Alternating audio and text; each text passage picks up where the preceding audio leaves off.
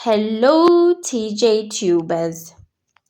CAF suspends FC Saint-Eloi Lupopo defender Demasi Mukoko Amale ahead of clash with Mamelodi Sundowns. Demasi Mukoko Amale will be watching from the stands when FC Saint-Eloi Lupopo face Mamelodi Sundowns in Group C CAF Champions League match on Saturday, after being handed a suspension by CAF. The Congolese defender made headlines for all the wrong reasons during Lupopo's dramatic qualification for the Champions League group stage last month, when they eliminated Orlando Pirates in a tense penalty shootout. The second leg clash at Orlando Stadium was chaotic from the outset. Both sides were reduced to 10 men following first half red cards to Tsepang Moremi and Christopher Sumbu. While Lupopo lost the match 3-0 on the day, they advanced thanks to a 3-0 victory in the first leg and a penalty shootout win. Mukoko, wearing jersey number 36, was the center of the controversy. His actions included an attempted headbutt on Pirates' Masindi Nemtajela, a stomp on Oswin Apollos' heel, and provocative celebrations aimed at the Pirates bench. He also confronted Pirates captain Nkosinathi Sibisi on the touchline and exaggerated a fall after a shove from Moremi. Although Mukoko escaped punishment during the match, CAF reviewed the footage and imposed a 2-match suspension for assault and unsporting behavior against an opponent, citing Article 11 and 123 of the CAF Disciplinary Code.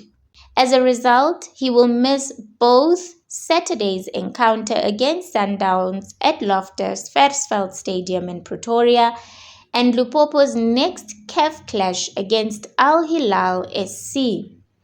Lupopo will now have to navigate the Champions League group stage without one of their most combative and controversial defenders, leaving fans to wonder how the absence of Mukoko will impact their campaign.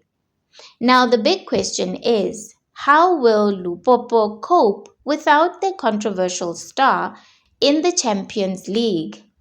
I want to hear from you. Do you think Mukoko deserves the suspension? Will Sundowns take advantage of his absence? Drop your thoughts in the comments below. On other news, former Orlando Pirates coach Jose Riveiro has broken his silence on circumstances surrounding his sudden departure from the Soweto Giants, insisting he has no regrets about leaving, but revealing one aspect of his exit that left him unhappy.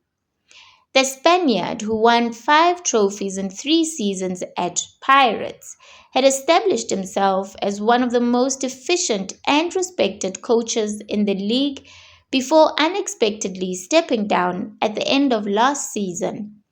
His departure later coincided with his acceptance of the high-pressure Al Ahly role in Egypt, a move seen by many as a major career step. However, Riveiro's stint in Cairo lasted only 3 months, concluding just after the FIFA Club World Cup. Speaking on Metro FM's SNWA, Riveiro emphasized that his decision to leave Pirates was made long before the Egyptian club approached him. "No, I am not used to looking back in life. It was a decision that was made in some certain circumstances. So to think about the same thing now in different circumstances, it doesn't make any sense. I didn't leave Pirates because I moved to Ahly," he said. He also revealed that Pirates management were fully aware of his intentions well before any discussions with Al Ahly. "It was a decision that was made a long time ago, before Ahly came along. They knew, and Ahly came later." The one thing that did bother him, however, was the timing of his exit, which forced him to leave before the season ended.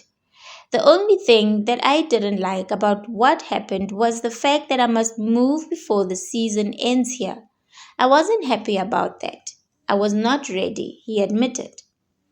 When asked why he went ahead with the early departure despite his unhappiness, Riveiro made it clear that it was a non negotiable requirement from Al Ahly, who needed him in Cairo to prepare for the Club World Cup.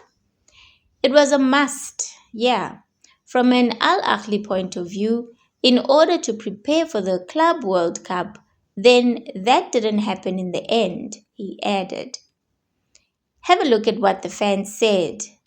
He thought the grass was greener on the other side. Kanti, no, serves him right.